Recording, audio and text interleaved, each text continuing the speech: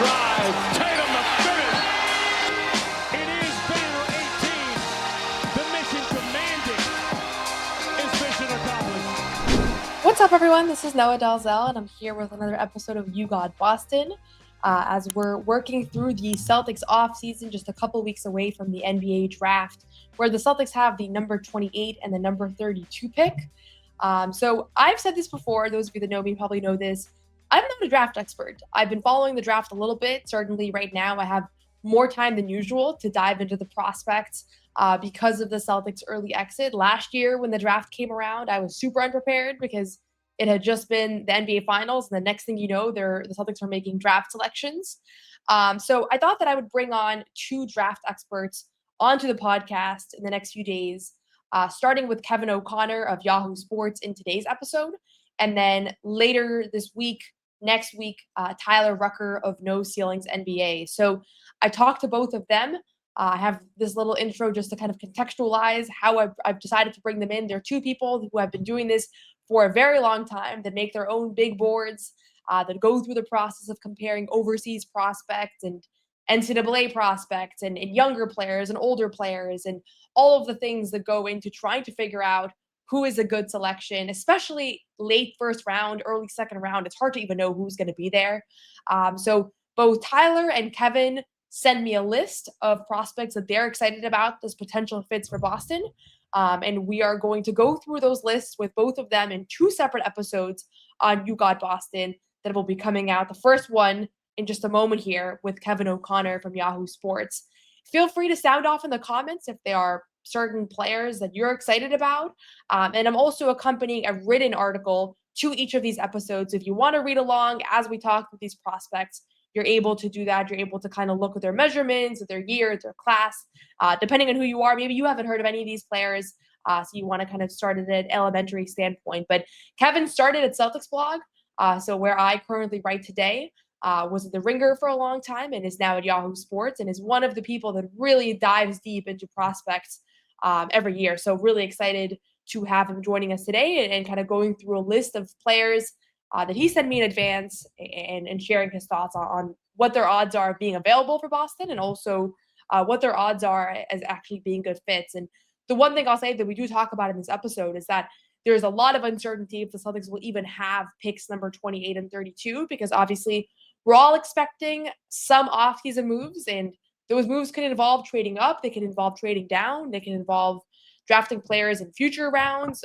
future years. So a lot of uncertainties, but right now we're just going to assume that they keep 28 and 32, and we're going to discuss players that could realistically be available in that range. Now we have Kevin O'Connor of Yahoo Sports, who has been scouting for a very long time. Kevin, thanks so much for joining us. And why don't you start off by sharing a little bit about how you got into scouting draft prospects and just this whole crazy world? I mean, I guess throughout my whole life, ever since I was a teenager, I liked following the NBA draft and the NFL draft. I always was interested in who are the Celtics going to pick, who are the Patriots going to pick, getting mad on draft night. And I don't know, like I've always liked understanding like who's next or like what's next, whether it's like, well, what's a team going to do now for trades? Like, well, what are they thinking about if this guy's a free agent? It's always like, I always like thinking about what's coming. And so the draft is part of that. And also I think, you know, the players that come into the league are what determine the shape of the league and what it becomes, right? Like, so I like kind of seeing that coming, like the influx of bigs in the late 2010s has led to, you know, Jokic or guys like Cat and now Victor Wembanyama and, you know, all these different types of bigs that have kind of brought back the big man. And so it's like you can kind of see that coming a little bit when you study the draft and see who the players are that are coming in. So I don't know. I think it's just always been this love for kind of, you know, understanding what's coming in the league, and also just the fun of it, just the absolute fun of seeing all these college and international players and seeing the way they improve over the years too. And then right now with the Celtics, they have the 28 and 32 pick. Does that feel to you like extremely open-ended? You send me a list of players that we're going to talk through that you think might be good fits, but is that the kind of the part of the draft that just feels really hard to predict who's available? Yeah, I mean, I think all of the draft is hard to predict. I mean, like teams, everybody gets it wrong at the top and the middle and the back. Like it's just the reality of the draft. But I do think that, especially this year, Brad Stevens talked about it at his presser a couple weeks ago with the NIL. I mean, so many guys went back to school. So it's like, out of my, like, we have a top 60 listed on my draft guide on Yahoo Sports, but on like my top 100, behind the scenes, 30 guys that were originally in my top 100 dropped out. And like of the top 60 we had public on Yahoo Sports, I think it was like 12 guys dropped out the week of the college entry deadline. So that weakened the pool for the Celtics with their two picks in the middle of the draft, 28 and 32. But ultimately, I still think overall, like there's a lot of quality options for Boston and for other teams drafting it. And then this is my go-to question. What's the worst draft prediction you've made and the best one that you've made? Oh, I mean, the worst one scouting? I think I know your worst one. Killian Hayes, number one. I mean, 2020, rough year for me with the number one pick. I had some good calls that year, but Killian Hayes at number one is probably going to go down as the worst of my career for sure. If it doesn't go down as the worst of my career, I screwed something else up really bad. And you know what? It happens. I mean, I think the Tatum year, I was on top of that. I was on top of it from the jump, saying it was going to be a trade down year. Boston at number one should explore trade downs. They did end up trading down. It was the first time that it had happened in many, many years. I think it was since 2009 with Kevin Love, OJ Mayo trade on draft night. I nailed that. I was right with Tatum ahead of a bunch of other guys. I had him number 2 on my public board because I was too much of a scaredy cat to put him number 1 ahead of Fultz. I should have done it. He was 1 in my heart, but 2 public on my board. And, a lot of people had Josh Jackson ahead of Tatum and, a Ball ahead of Tatum, among others. So I think to tie it to the Celtics, that's one of my better calls, with the trade down with Boston being the right decision, and also just Tatum being 2 on my board that year. So you were an original Tatum believer. Yeah, I love Tatum. I mean, look, the thing that people that I think they got wrong about Tatum at the time was they said, oh, he's a ball hog. He just wants to score. I was like, no, like watch his passes. Like the guy is willing to pass and able to pass. He's just always been asked to be a scorer. He's not just like going to be Rudy Gay. There's more layers to his game. And what has Tatum become? He's become like this guy who, even in the finals last year, even when he's not scoring, he still makes a significant positive impact. And so I think it was there with him at Duke. It was there with him in high school. And he's just completely blossomed in all those different categories to become the sensational all-around player that he is. And I know you focus on the league at large, not just the Celtics like we are here. But over the last couple of drafts, J.D. Davison, Jordan Walsh, Baylor Scheierman, Anton Watson, those are their last 4 picks, I believe. What did you think about those picks? Did you have guys that you really wanted them to select that you think they passed up on? I asked Tyler the same question. I think he's also, because you are in Boston here, right? I grew up in Brockton until 2018. I moved to LA, and then I was back and forth between LA and Mass on and off for the last 7 years until moving back last year. But I'm always, of course, still keeping an eye on the Celtics, and especially through the draft. But Scheierman I liked a lot. I still like Baylor Scheierman. I still think there's a chance that dude becomes a contributor next season, especially depending on what the Celtics actually end up doing with trades. And we saw flashes from him to end the season as well. And Jordan Walsh, I think like not a lot has changed. Like Jordan Walsh, it's still, well, what level does he become as a shooter? We know he's a great energy guy. We know he can be a great defensive player. We know he does all these like intangible role player things, but it's like, well, what does he become as a shooter? I don't think that's changed since he was in high school and then in college. But Scheierman, I feel like, that's the thing with like Boston this year, or really any team. Like shooting is so important, and like if you are a shooting liability, even in the slightest, teams are gonna try to expose that as you get deeper in the postseason. And so I think with Scheierman, with shooting being his best skill, or I think you feel most confident about it, he's a really good playmaker too for his size. I think that gives him a really good chance of sticking and getting extended opportunities next season. And you know what? Maybe if whenever Boston makes the playoffs next, either next year with a Tatum return or a year after that, Scheierman definitely has the tools to be a playoff contributor. You don't think they can make the playoffs without Tatum? I think they definitely can make the playoffs without Tatum. It depends on everything else they do with trades. Are they Yeah, that's trading? true. Are they trading away Jaylen Brown? Are they trading? I don't know. Yeah. We'll see. But the East is so weak, Noah. You know this. Like, that's my thing. I'm like, I feel like we can be like a top 4 seed.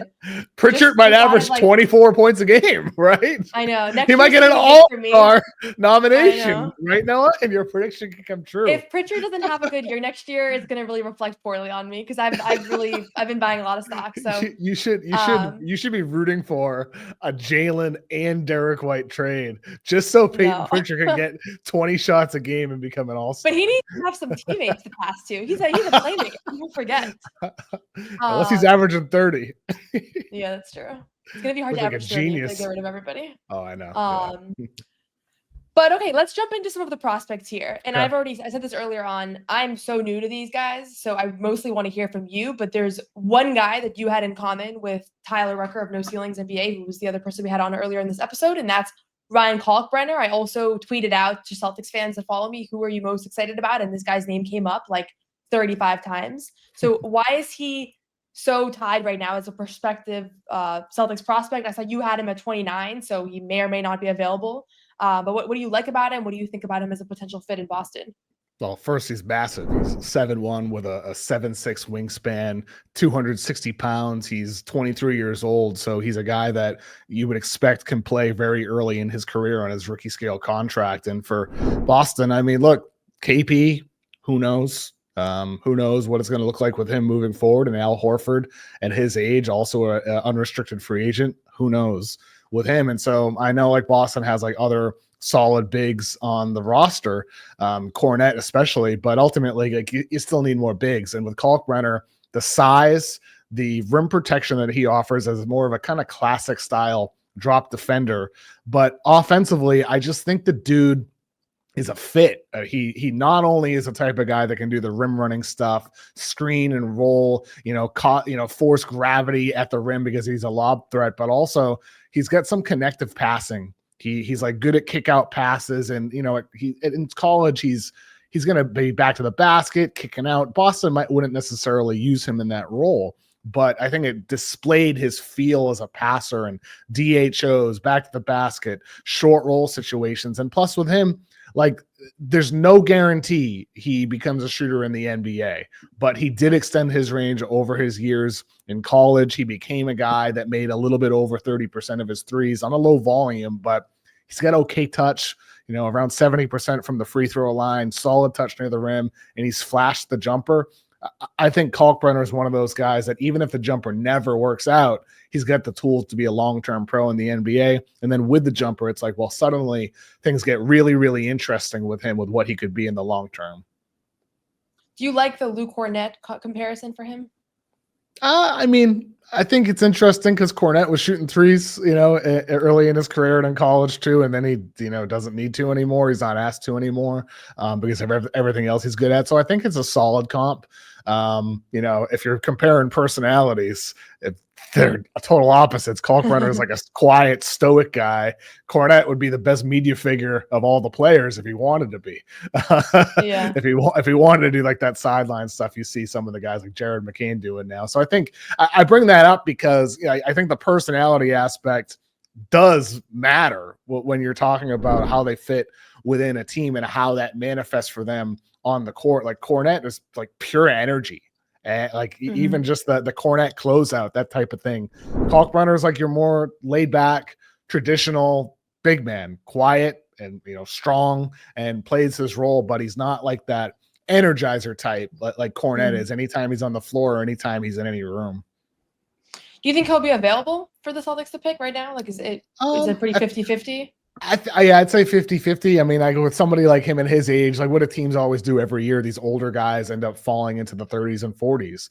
But with Kalkbrenner, I do think you look at some of the teams drafting in that range, there are teams that could use a big. And so, if Boston did indeed want him at 28, you got to worry about ahead of them, Brooklyn at 26 and 27. They have nothing on their roster except for Nick Claxton. The Clippers, the Thunder at 24.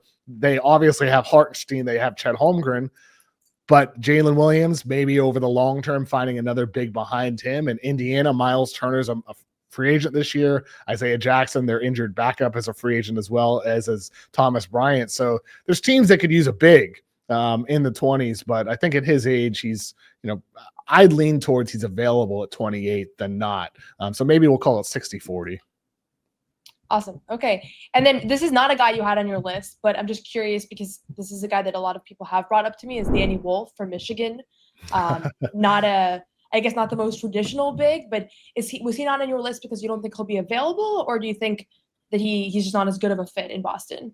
I'm just not a Danny Wolf guy. I'm just not a Danny Wolf guy. I see everything that everybody else sees. He's nearly 7 feet tall. He's a sensational passer. Like, you pull up Danny Wolf highlights, it's like, oh my God, this 7 foot dude. I just did that. It was a fun watch. It's so fun. He's like, if I'm ranking funnest players to watch, he's in my top 5. But I just don't think the flash has been matched by substance with him. Like, the shooting ability, you see, highlights of him taking step back 3-pointers, but he's only a 65% guy from the free throw line, only made 34% of his threes in his college career. He's super streaky, super inconsistent. And so, is he just, a big dude who's trying to be a guard and trying to take those shots? Well, he definitely has the playmaking. He definitely has the passing ability. No doubts there. No doubts about that at all. But the shooting is just so critical with his style of play, because he's not a rim protector. He's not even like a super switchable defender either. So at his size, he's a big, but he's more like kind of just a big guard. With his skill set, and it's very important for guards to shoot, and I'm not totally sold that shot's for real with him. That's fair. I was talking about this with Jack Simone yesterday because we were going over all the prospects, and I feel like he's one of those guys that somebody's going to believe in. Like, 1 out of the 30 general managers is going to be like, I see the vision. So I feel like he'll get picked earlier than expected. He's a swing. Like, he's a big swing, right? And like, I think it's worth it for some teams. I don't love it for Boston at 28 or 32 personally, but for other teams, yeah, for sure. I would go for Danny Wolf. He's worth a shot. And then you got Thomas Sorber, who just finished his freshman year at Georgetown. He's projected a little bit higher than Boston. You had him at 21. The Ringer had him at 16. What do you think about his fit and potential availability? I think Sorber would be like a lot of the same things we said about Kalkbrenner in terms of like the size factor. 7'7" wingspan, I think he measured at pretty massive for his height. With Sorber, he's got some touch, good free throw shooter. He's a really good post player back to the basket, probably the best post big man in this entire draft, with the jump hooks and the drop steps and the passing from the post as well. So you imagine him as kind of this, connective piece in Boston's half-court offense. And then on defense, again, that size, the rim protection that he can offer. Sorber would just be, like, I think, a nice addition to Boston's front court. And again, the post game with him, Kalkbrenner, I don't think would be a post scorer quite as much as Sorber could be. And we see with Porzingis, you're not going to go to that a lot, but it sure is nice to have the option as an X factor to go to that in certain situations. And Sorber projects as a player who can do that in the long term and do it at a highly efficient level. When you look at somebody like, he's a freshman, right? He just finished freshman year. Kalkbrenner's 4 years older than him. Like, how much does that play into? I know teams like younger players, but when you make your evaluations, is that substantial? Like, the fact that he has a much higher upside potentially because he is 4 years younger. Or kind of how do you go about thinking through that? I think honestly, I think it depends for every team. I mean, like, one of the things that, like, we're probably going to do with my big board this year is we're going to split it up. We're going to do like a more conservative board, like the teams where you want to have more certainty, and then a board for teams that want to be more aggressive. An aggressive team might have Danny Wolf ranked in their top 15. A more conservative team might have him ranked in the 30s or 40s. And so I think in terms of the age, that factors into it as well, because younger guys may not be able to contribute early on in their career, but there might be just more upside long term. I don't think that's always the case. You see guys like Desmond Bane come in late and they keep on getting better. It's not like everybody's on a different developmental trajectory. So, but I think generally, the younger guys do have more upside in theory, but not always. And do you get a sense on whether the Celtics would be within the more aggressive team or the more safe team in this at this point, I know it's hard to say, and it's also hard to even know if these are the picks they're going to have. I've been saying that too. Like, we don't, it's possible they'll Yeah. be moving up or moving down, but you get a feeling on which category Boston falls under? No, I don't know. I'm not sure. I'm not even totally sure that they know at this point. I still think so much of this is going to tie to what deals are available for which players. And I think there's going to be multiple strategies and multiple approaches that they would take in the draft, depending on what happens there with Jaylen Brown, Derek White, Kristaps Porzingis, Drew Holiday, Sam Hauser, whoever it is. Because people, like, a lot of the time people say, oh, you just don't draft by need. You draft best player available. Yeah. Best player available is in part dictated by your roster and your system and your philosophy, which inherently is need. Like, that's what defines what you value. And so I think for Boston, like, with that in mind, what they're going to be looking for is going to be dependent on the shape of this team and what the needs of this team are, because that's what determines who you perceive as the best player available, in which, this stage of the draft, that's not like Cooper Flagg, clearly number one, Dylan Harper, clearly number two. The guy's 15 to 40. Like, it's pretty flat. Like, that's the way it is every year in the draft. And what gives guys edges and tiebreakers is team philosophy, team need, structure, plan, rather than just like pure skill. Because that's what all goes into best player available. I don't know if that's answers your question exactly, Noah, but that's the way I look at it and the way I think teams look at it too. Because I do think you hear people say just pick the best player available, but the best player available might not ever reach the peak of who they could become in a certain system. Yes. You see that all the time. I mean, you see that in the WNBA side too. Like, I covered the WNBA. I was at the draft, and there are players that get drafted in the first round and get waived because it just wasn't a good fit. So it matters for them as well.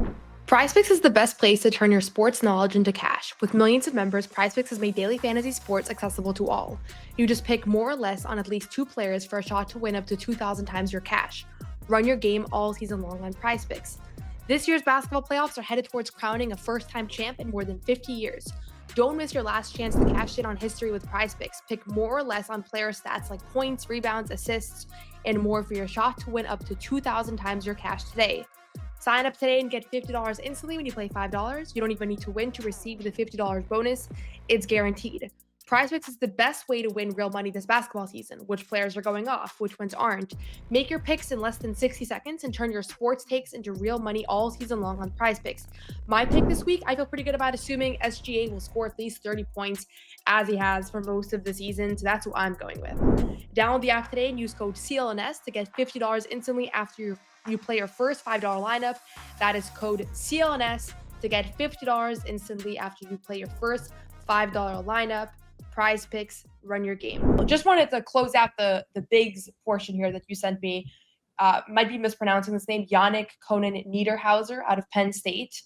Thoughts on him, and how would you kind of stack him up with the other 2 bigs, Thomas Sorber and Ryan Kalkbrenner, that we discussed here?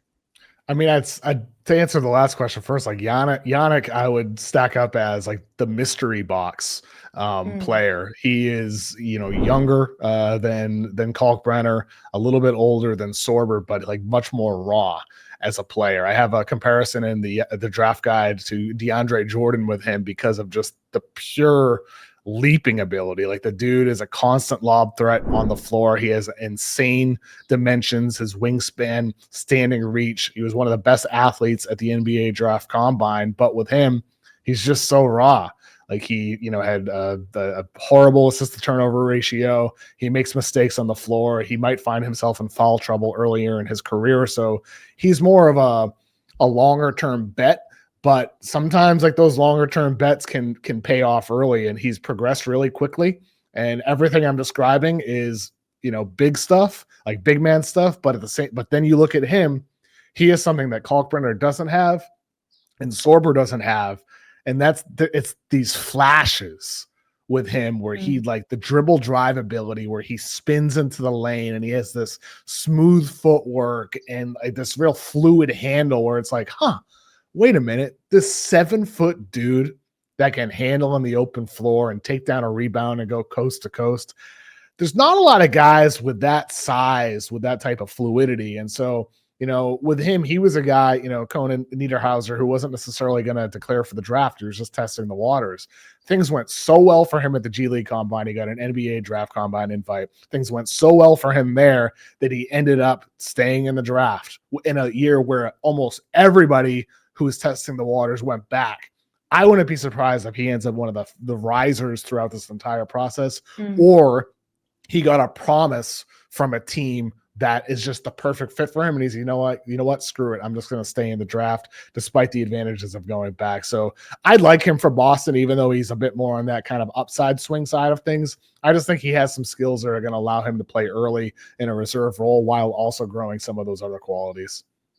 And it's hard to even evaluate because I'm thinking some of the things you just said, not to compare him to Neemias Queta, but the idea of somebody that has like the upside and makes a lot of mistakes, like it doesn't seem to be a great fit to me in Boston because the system that we've seen over the last few years, there's not really margin for error, but next year's team might be very different, right? Like they're probably going to have to be very different. So it might be the year to take somebody that's a little bit riskier, a little bit more raw, because they're not going to be in a win now. Like you make one mistake and you're out of the rotation for 8 games mode, the way that I kind of feel like they have been the last few seasons. Yes. So we'll see. That's an interesting backstory though. I didn't realize that he was not really intending to be in the draft initially. And speaking of raw prospects, Joan Beringer, I've seen his name is floating around as one of the more raw big man with a potential upside. What do you think about him? I mean, it's interesting. You look at Gavoni at Draft Express, like he has him in his top 20, I believe. I have him, I think, 33, 34. There's a lot of variance among, draft analysts, and then there's a lot of variance among draft people, that work for teams with him. But I just think he's so raw. I wouldn't love him for Boston. He's only 18 years old. He'd be more of an upside guy. I compare him to like Clint Capella in the long term, somebody like that. I just think for the Celtics, he hasn't shown enough feel as a passer, as a screener, as a connective piece, and it's so important. Like what Horford does, what Porzingis has grown to be able to do over his career. The bigs in Boston's offense need to be able to facilitate. And so with him, like, yes, he has the rim finishing. Yes, he has versatility on defense, super versatile. If the Celtics feel like they can improve his just feel for the game on the offensive end of the floor, then great, because of his defense. But I do worry about that end as a fit in this Missoula system. Awesome. So between everybody that we just talked about, if you had to pick one, say they draft one big of those 4, is it Sorber or is it? Oh, Sorber for sure. I think he's the least likely one to be on the board at 28. That probably have to be a trade up. But again, guys fall every year, and he also his freshman year ended at Georgetown with an injury, and maybe that would affect teams' willingness to draft him. Awesome. And then you sent me a couple wings names as well. Let's start with Drake Powell out of North Carolina. I like his comparisons. Like I like the Mikal Bridges type. I've seen that name float around a little bit, but what do you think about him? And I also see that he's projected to potentially go. You had him at 16, so maybe not available for Boston. But what do you think about him? Super wide range with him right now. He worked out for the Bulls, who have the 12th pick and the 44th pick. It's quite unclear if they were working him out for number 12 or for number 44. It seems like he's trending up in the first round because you think about the size, the versatility, 6'6", long wingspan, was one of the best athletes at the draft combine, versatile defender. And with him, the shooting ability, 40% on catch and shoot threes as a senior in high school and as a freshman at North Carolina. Like with him, the pull-up ability is why I think I initially soured on Drake Powell, because I went into his year at North Carolina thinking, okay, here's this guy who's going to be a lottery pick that's going to show these 3-and-D qualities and the ability to create off the dribble. That did not go well for him at North Carolina, but he did all the 3-and-D stuff. And I think with him, I was like expecting something rather than just looking at what was. And so I initially had him more in the 30s on my board. I've moved him back up to the teens. And the same reason why Carter Bryant out of Arizona has also moved up boards, because that's what teams need. Like teams need these connective pieces that can knock down threes, who can attack a closeout, make the right pass, defend multiple positions. That's what Boston is. That's what Indiana is. That's what Oklahoma City is. And Drake Powell, Carter Bryant, Cedric Coward, some of these wings that have really risen at the end of the college season and throughout the pre-draft process, they all share those qualities. And so if Powell were there at 28, I would expect he'd be the best choice for the Celtics. But also the way he's rising, it seems like that's not a full certainty with him. Awesome. And I'm just going to rapid fire the last 4 here. Nique, Clifford out of Colorado State. Probably not available, but everything I just said about Drake Powell can be copy and pasted in Nique Clifford, except add on he's 4 years older. So he has a hell of a lot more experience. He's improved every year in college. But if he were to slip down to 28 for Boston, I think he'd be an instant impact guy who can be in the rotation right away. And then Rasheer, Fleming out of St. Joseph's. Fleming, a interesting guy because he's 20 years old, spent 3 years in college at St. Joseph's, a lower level school, didn't face the highest level of competition, and struggled in some games to close the season, especially shooting the ball. But with him, he has a ton of role player skills. He's the type of guy that I think, in theory, if the shot's there, could fit with Boston. He plays hard, looks for cutting opportunities, shot over 40% on catch and shoot threes, but the way his year ended at St. Joseph's does raise questions about kind of the athletic fit, the reality of his jumper as well when it comes to projecting him in the NBA. So I'd be a bit lower on him for Boston, even though he's a solid overall prospect. And then Hugo Gonzalez out of Spain, which, by the way, when I was looking at these players, I think it's so wild to even try to compare players that are pro overseas to college players and NCAA. I that's like one of the things that would make me incapable of doing these evaluations, but it is fascinating that that's like who these scouts are having to put side by side. And he plays like 7 minutes a game. Right. It's for one of the best teams in Europe for Real Madrid, but Gonzalez, I get a comparison to him in the draft guide for Josh Green. I got to find something better with him. One of my buddies texted me Josh Hart as a comparison for him, and that's because of the defensive intangibles, the hustle he plays with, the versatility he has, the rebounding impact he's capable of making as well, the at-room finishing, the ball handling, the connective passing with him, and some of the flashes we've seen, again, like to reference Gavoni over Draft Express, who is really tied in with these international guys. He has Gonzalez ranked, I think, in the early 20s or late teens even. And anytime Gonzalez gets minutes, he shows off more handling, more creation ability than he does in his really constricted, defined role for Real Madrid as a bench player. So with him, I think there's an upside there that's worth a swing. And if Boston does keep both those picks in the middle of the draft, maybe you take one swing and then go for one certain guy. Gonzalez would be one of those guys who I think makes sense as a swing. Awesome. And then this thing with overseas players, Noah Penda out of France. Oh, Penda's fun. He's like, just imagine Boris Diaw. Like just imagine Boris Diaw, the body, the game. He's like Boris Diaw. He's big. He's like thick, big boned type of player, 6'8", and he just can pass the hell out of the ball. Like he's just arguably the best passer in the draft. He's not the best shot creator. I don't want to, I want to make that clear, but he's one of the best passers in this draft.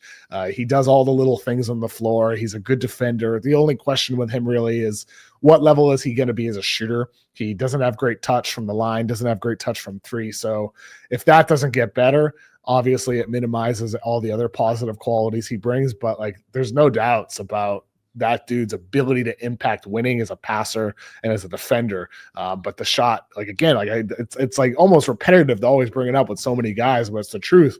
The shot is a make or break skill. Like that's what's going to earn you minutes in the postseason, or it's going to lead you to getting the bench in the postseason, no matter what you do. And with Penda, that's the question with him.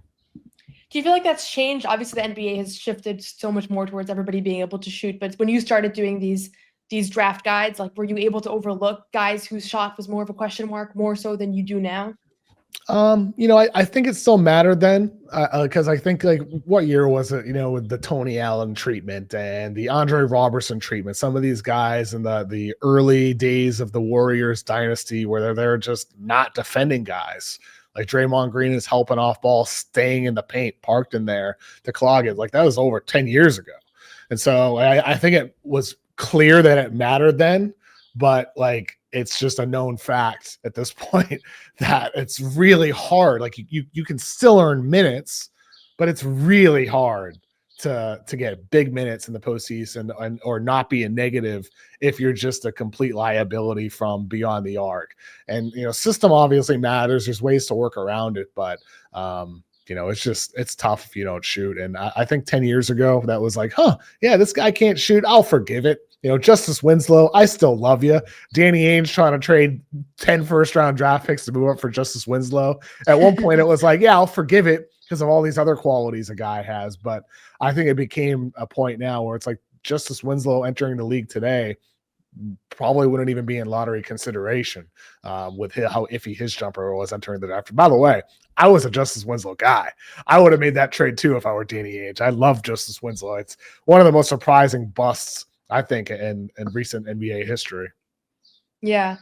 And I'll say when I have three more names here that you sent, Elijah Martin out of Florida being one. I always like the guys that have NCAA experience, have had big moments. We talked about Walter Clayton earlier too as a potential pick. Do you feel like is that a little bit overblown as a factor because ultimately a lot of those guys don't end up being good NBA players? And what do you think about Elijah Martin just in general? I mean, I think it sure is nice to see these guys perform on the biggest stage under pressure in a little football arena, 100,000 people in the crowd and millions watching on TV. I'd rather those guys perform in those moments than not. And that's the advantage NCAA always had over, say, the G League Ignite, or, sometimes if a guy plays for some, sad college that doesn't have a crowd or anything, or for an international team where it's empty arenas, I'd much rather evaluate the guy under pressure, playing in these big games with hostile crowds and still performing, because that's what it's going to be like in the NBA every day, with the pressures of being a professional, the pressures of everybody watching you in your DMs, in your mentions, in the arena, the pressure of your teammates and coaches. That's constant pressure. And then that's elevated to another level, obviously, in the postseason where the stakes are so high. So, yes, I think it matters to see Walter Clayton, step up so many times for Florida. I think it matters to see Elijah Martin set a tone for his team with everything he does. The dude is just constant pressure on the rim with his elite athleticism. At 6'1", he plays like he's 6'7", with his ability to defend and his ability to get to the basket, his ability to grab clutch rebounds. I think Elijah Martin's one of those guys that we'll look back years from now and be like, how'd he drop to 55? How did Elijah Martin go here when we're in the middle of watching the Pacers and the Thunder match up in the NBA Finals, and speed, intensity are important real skills. I think you look at the Pacers Cavs series, the Pacers were just, full throttle, pedal to the metal, start to finish in those games, where the Cavs, it felt like, just never matched that. And you think about who were the guys that could have fit in that series and either helped the Cavs or played for the Pacers. To me, Elijah Martin's one of those guys, and he's going to end up a steal in the second round, even though he's small, even though he's not a perfect player as a shot creator. But I just think the dude's a winner, and he's going to win in the NBA no matter where he goes. That's how I feel about these guys. Comparing him to somebody who's barely playing for Real Madrid. Obviously, a lot of those players have come out and become great NBA players, but it's so hard to make that pick. And I get why they do and why they're scouts and they have to be able to project those things. But it's just from a basketball standpoint, one guy has done huge things at high levels and the other guy's total question mark.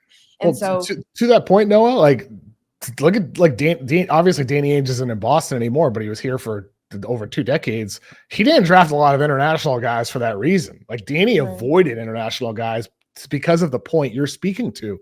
It's hard to evaluate international guys. And so I think, I'm sure Danny would like to have some choices back when it came to passing on international guys like Olynyk over Giannis. Olynyk, a really good NBA player, but he was the safer evaluation compared to the very difficult evaluation of Giannis Antetokounmpo, among other choices over the years. But, Danny's draft record is sensational. It's one of the best draft records in sports history. And that's, I think, because sometimes he leaned towards what with college basketball, this even playing field, knowing every player inside and out as he does, versus the big unknowns of international basketball with every league dramatically different, weird schedules. Some arenas are packed with fireworks going off. Other ones are dead. Nobody's there.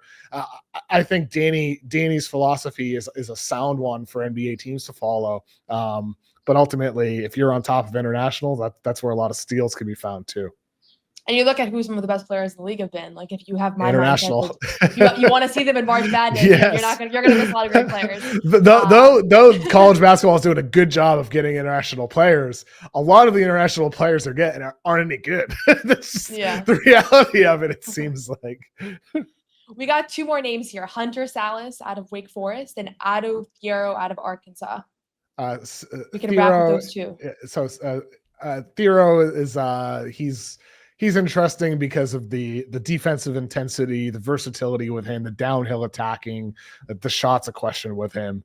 With Hunter Salas, I'm actually really, really intrigued with him as a guy for Boston, specifically because he has some versatile defensive ability. He's a really good passer at his size, 6'5".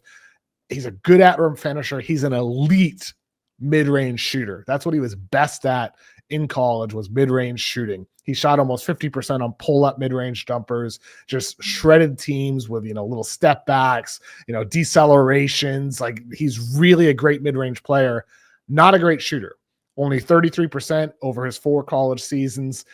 But if he can translate that elite touch from mid-range and become a reliable shooter off the catch from 3, like, I think things get really interesting with him as kind of a rotation guard, a spark plug guard, but also a guy that can play with others.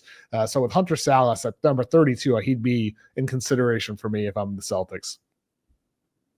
So of everybody that we talked about, if you could pick right now 2 guys, best case scenario that they're available, what's your draft, assuming they keep 28 and 32?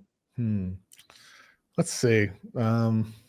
We'll say Sorber falls to 28. I think Sorber would be the home run selection for Boston if he were to fall to that pick. And then at 32, let's see. You got your big. Yeah, let's go. Let's say Salas, because I'm intrigued by Salas. I think there could be something there with him that leads to a higher upside in the long term. So I'd say those 2, but ultimately I think for Boston, I'd love to see them trade up. I think moving into that late teens or early 20s range would be probably best case scenario for Boston, because some of the guys that would be more likely to be available there. I wouldn't be surprised if that happens. I mean, right now I've been saying I wouldn't be surprised if pretty much anything except for like trading Tatum would happen. Like everything feels plausible. So as far as the draft goes, like I've been looking into this range, but we're gonna see. Last year I have to say I spent very little time preparing for the draft, and we were live reacting, and Anton Watson got picked, and I was like, old Al Horford from your draft guy. That's all I had on him. So I'm trying to be better prepared, but it's great to have people who have been doing this all year round. So thank you so much for joining. And we're gonna write this up too, so we'll have an accompanying article with this episode. Sweet. So everybody can kind of follow along. But I really appreciate your time, and good luck with the draft. Do you feel nervous? Like, do you want to see the board look similar to yours? Like, what is the mental process of that? No, I mean, I look, it's nice to be right, but it's like, it doesn't matter. Ultimately, it's like I said at the top, like the first thing you asked me, I just like seeing what's coming in the league and how it's going to define what teams are going to be thinking about, how it's going to change, what the league's going to look like in the years to come. And ultimately, no, I don't really feel stress anymore, period. But and especially in regards to the draft and all that, like, it's just exciting. It's always unexpected things happen. Guys get selected higher. Like when Thon Maker went to the Bucks at number 10, like years ago. I remember I was still living in Boston at that time. Gary Washburn turns to me. He's like, Thon Maker. who's that? Or something. I think it was Thon Maker. Maybe it was Jetty Osmond. He said that to me when he got selected. But there's always surprises that happen in the draft. And I love it. It's always fun every year. I'll always expect the unexpected with the draft. And it's not like the actual draft order is the answer key. Like a lot of those will be wrong too. So just time. Teams tells. get it wrong all the time. Yeah. You can have all it's the thing about the draft. I think intel's very important. I think, like having great analytics is always important, but like they get it wrong just as much as like if you put together, Noah, you said you're catching up with the draft, put together your top 30. Like your top 30 prospects or top 32 to get to number 32 for Boston. You might have a stronger draft board than me. You might have a stronger draft board than Brad Stevens. It's like predicting March Madness a little bit. Like the person who doesn't follow basketball ends up getting the best bracket. Because basketball is so hard to predict. It's hard to predict. It's very hard to predict, and it's also the type of thing where like situation and opportunity is so tied into the success and failure of all of these players. You could be in the right situation or the wrong situation, and that's going to just change everything about your trajectory as well. That's the other thing that makes it so hard. Awesome. Well, thank you so much. You can check out anything you want to plug in specific as it relates to your work at Yahoo Sports. Just if anybody wants to read about these prospects, my top 60 big board in a 2-round mock draft, we update pretty much about every week, has full scouting reports, player comparisons with the NBA draft guide you can find over at Yahoo Sports. And I'll posting that next time we get an update, probably on Monday with some additional players. Awesome. Thanks again.